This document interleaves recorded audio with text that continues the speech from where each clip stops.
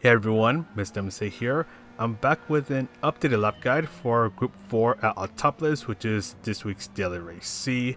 BOP is on, there is no tuning, and we're on the racing hard tires. And this lap guide is with the Mazda Atenza Group 4, as I found out the very hard way that the Atenza is much stronger here than the Subaru WRX that I made the lap guide for last night. So I want to express my apologies, as I thought the Subaru WRX and the Megane Trophy were going to be good here at Autopolis, but I was pretty wrong, and it's actually the Mazda Atenza and even the Nissan GT-R that are going to be the go-to cars for this week's daily race C. So let's go ahead and get started with the lap guide.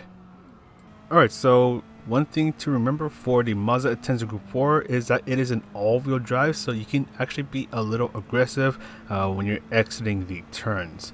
So let's go ahead and bring us up towards the left side of the track and brake when you reach the orange barrier that is on the left. Brake as much as you can in a straight line. Ease off of the brakes as you're turning in, and get on the throttle right away when you hit the apex. This car is an all-wheel drive, so it's almost like the Subaru where it's kind of forgiving to drive. Then brake just as you pass the path that is on the left. Brake hard for a short moment.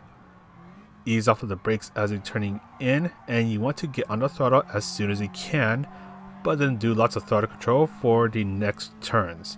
You can even use a tiny bit of braking if you need to fine-tune the car's direction and speed, but for the most part you just want to be controlling your throttle inputs. Bring yourself towards the middle and then brake before the curb on the right ends. You want to go down to first gear to help with the turn-in, but exit on second gear so you can be a tad bit more aggressive on the throttle, but be a little careful as it's still possible to spin out. Then turn in as the curb on the right ends, and you can use a little bit of your braking power to try to fine-tune the car's direction. You want to go for a late apex so you can get on the throttle as soon as you can. Then bring yourself towards the right. You're going to look for this second to last sign that is on the right before the 50-meter board. That is your next braking point, so brake as much as you can in a straight line.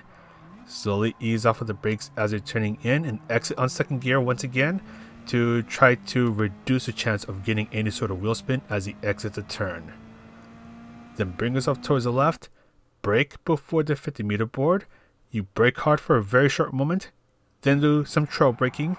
You can go down to third gear to help with the turn in, and then use some braking power as the curb on the left ends and start turning in. You want to use around 25% braking power and then do lots of throttle control through the next turns. Then as you approach this right turn, this is where you want to use around 60% braking power to still have the ability to turn in as you're slowing down. And then once again, lots and lots of throttle control. You can actually go through these turns on third gear. Again, lots of throttle control, but bring yourself towards the left and use some of your braking power before the curb on the left ends and start turning in. So we're talking around 50% braking power, then slowly ease off of the brakes, trying to go for a late apex and fully accelerate way to finish the lap. But that's going to be all for this updated lap guide. Yeah, this car is about 0.6 of a second faster than my previous lap time with the Subaru WRX. So this car is a bit of a rocket ship. But that's all for me. I'm going to sign off now. Thank you guys for the support. Thank you to Playseat for supporting the channel as well. This is Mr. MCA wishing you a good race, and I'll see you in the next video.